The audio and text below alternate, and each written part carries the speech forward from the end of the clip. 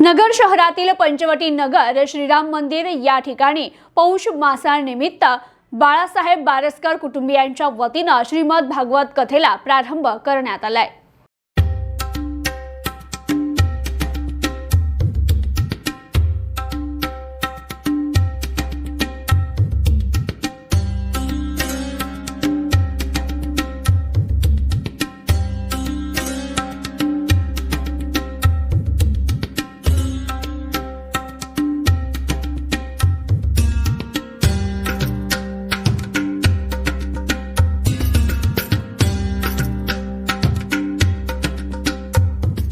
श्रीमद भागवताच्या महात्म्यात श्री नारदजी सांगतात की जेव्हा मनुष्याच्या अनेक जन्मातील केलेल्या पुण्याचा उदय होतो तेव्हा त्याला सत्संग प्राप्त होतो। सत्संगामुळे आपल्या जीवनातील दुःखाला कारण असणारे अज्ञान आणि अज्ञानामुळे निर्माण होणारे मोहळमद आदी विकार नाहीसे होतात। सत्संगामुळे बुद्धीत विवेकाचा उदय होतो आणि विवेकाने मनुष्य सुखी होतो। असा दुर्लक्ष सत्संग आपणास कथा श्रवणाच्या निमित्तानं प्राप्त होतोय। सत्संगाच्या प्राप्तीसाठी आपण सावध, साक्षेपी आणि दक्ष राहिलो तर आपल्या कल्याणाचा मार्ग प्रशस्त होतो, यात शंका नाही। जिथे भागवताची कथा सांगितली जाते ते स्थान नक्कीच पवित्र होत असतं।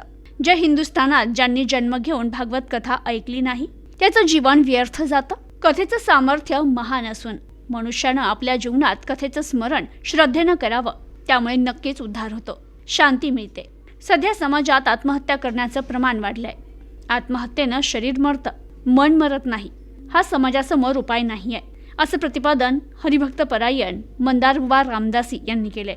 नगर शहरातील पंचवटी नगर श्रीराम मंदिर येथे बाळासाहेब बारस्कर परिवाराच्या वतीने पौष मास निमित्त श्रीमद भागवत कथेला प्रारंभ झाला। यावेळी हरिभक्त परायण मंदारबुवा रामदासी, माजी नगरसेविका दीपाली बारस्कर, शारदा ढवण, माजी नगरसेवक सतीश बारस्कर, सचिन बारस्कर, अनिल ढवण आदींसह श्रोते उपस्थित होते। श्रीमद भागवत कथेतून समाज समृद्ध होण्यासाठी मदत होत असते। धार्मिक कार्यक्रमातून समाज एकवटला जातो, त्या माध्यमातून चांगल्या विचारांची देवाणघेवाण होत असते। आपल्या संस्कृतीचं जतन होत चांगल्या विचारांची पिढी निर्माण होते। श्रीमद भागवत कथेच्या शुभारंभाप्रसंगी भक्तिमय वातावरणात पालखी मिरवणूक काढण्यात आली। यावेळी भक्तगण मोठ्या संख्येने उपस्थित होते। हरिभक्त परायण मंदारबुवा रामदासी यांच्या मधुर वाणीतून कथा सप्ताह कार्यक्रमाला सुरुवात झाली आहे, तरी श्रोत्यांनी याचा लाभ घ्यावा। तसेच महाप्रसादाचं आयोजन देखील केलं जातं, अशी माहिती माजी नगरसेविका दीपाली बारस्कर यांनी दिली। अशा पद्धतीने जर कथा ऐकली तर ती निश्चित आपला उद्धार करते। गोकर्ण म्हणतात की आम्ही ही संधी चुकवली, आता आम्ही पुन्हा कथा करू। गोकर्णांनी पुन्हा त्या ग्रामामध्ये सगळ्या ग्रामस्थांना विचारलं की जी गती धुंदुकारीला मिळाली सद्गती ती आपल्याला हवी का? ग्रामस्थ म्हणाले हो। गोकर्णांनी पुन्हा कथा केली, ती कथा सफल झाली। गोकर्णजी ज्या पद्धतीने प्रभू श्री रामचंद्र आपल्या लीला समाप्तीच्या वेळी अयोध्यावासियांना घेऊन आपल्या साकेत धामाला गेले होते। अयोध्यावासिनः पूर्वम यथा रामेण संगता, त्या पद्धतीने श्री कृष्णांच्या कृपेने गोकर्णजी त्या ग्रामस्थांसहित भगवत धामाला जाते झाले आणि ही कथा अशा पद्धतीने इथे सफल झाली।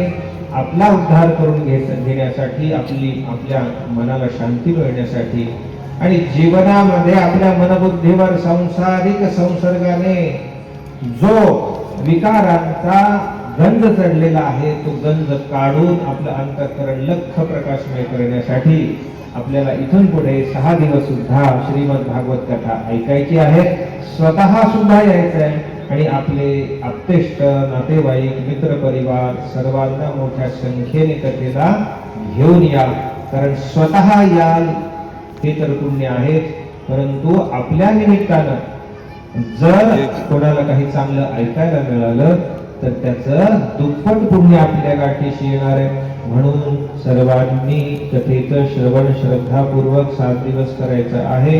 आता भगवंताला प्रार्थना करू, आरती करू।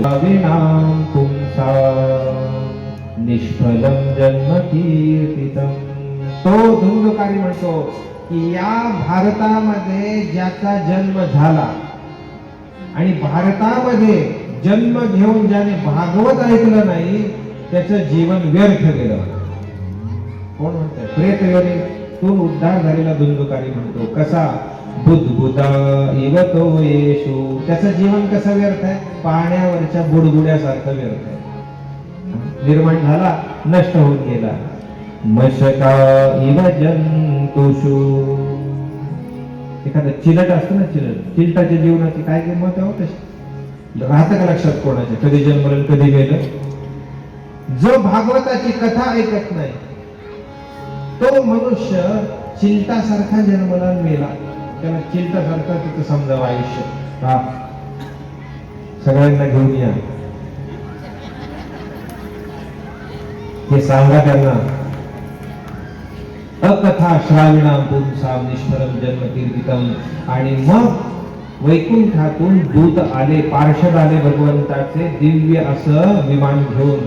धुंदुकारी तिथे बसला आणि तो धुंदुकारी भगवंताच्या धामाला निघून चालला. आणि मग ते गावकरी म्हणू लागले, त्यांची भावना व्यक्त करू लागले की खऱ्या अर्थाने कथेचं सामर्थ्य पहा. पतित सुद्धा पावन झालेला आहे, पतित सुद्धा पावन झालेला आहे. वॉर्ड क्रमांक 1 मध्ये पंचवटी नगर श्रीरामाच्या मंदिरामध्ये भागवत कथेचा आमच्या बारसकर कुटुंबियांच्या वतीने प्रारंभ झाला आहे. आणि मी सगळ्या इथल्या सावेडी उपनगरातील नागरिकांना आवाहन करते की श्रीमद भागवत कथेचा सुंदर असा लाभ आपल्या जे मंदारबुवा रामदासी महाराज आहेत त्यांच्या वाणीतून होणार आहे, तर त्याचा सगळ्यांनी लाभ घ्यावा. आणि तसेच आज आनंद होतो आहे की या पंचवटी भागामध्ये जी शोभायात्रा निघाली ग्रंथाची, तर त्यामध्ये माझ्या या परिसरातील सगळ्या माझ्या महिला भगिनी बंधुभाऊ हे हरेरीने उपस्थित राहिले आणि या शोभायात्रेची शोभा वाढवली. त्याबद्दल मी माझ्या वतीने त्या सगळ्या नागरिकांचे मनापासून आभार मानते. आज पहिला दिवस कथेचा होता, उत्स्फूर्त प्रतिसाद असा या कथेचा मिळाला आणि पुढचे 6ही दिवस हा चांगला प्रतिसाद मिळेल नक्कीच. तर सगळ्या नागरिकांनी एकदम छान असं सहकार्य केलं ही कथा संपन्न करण्यासाठी. तर मी सगळ्यांचे मनापासून आभार मानते आणि सगळ्यांना आवाहन करते की श्रीमद भागवत कथा श्रवण करण्यासाठी आपण सर्वांनी उपस्थित राहू. जय श्रीराम. अहिल्यानगरमधील सर्व भाविक भक्तांना एक आनंदाची पर्वणी या पंचवटी नगर श्रीराम मंदिरामध्ये आपल्या पाईपलाईन रोडला निर्माण झालेली आहे. श्रीराम लल्ला अयोध्येच्या प्राणप्रतिष्ठेच्या सुमुहूर्तावर आज 1 वर्ष त्या मुहूर्ताला झालं. या निमित्तानं श्रीमद भागवत कथेची झालेली ही आजची सुरुवात ही संपूर्ण परिसरामध्ये उत्साह आणणारी आहे. अहिल्यानगरमधील सर्व भाविक भक्तांना मी आवाहन करतो, या कथेचा लाभ घ्या. श्री बाळासाहेब बारसकर, सौ दीपालीताई बारसकर आणि त्यांचा परिवार या कथेचा आयोजक आहे, यजमान आहे. त्यांच्या वतीनं आणि व्यासपीठाच्या वतीनं मी सर्व समाज बांधवांना आवाहन करतो, या कथा श्रवणाचा लाभ घेऊन आनंदामध्ये या सहभागी व्हावा. Bureau report, news today 24.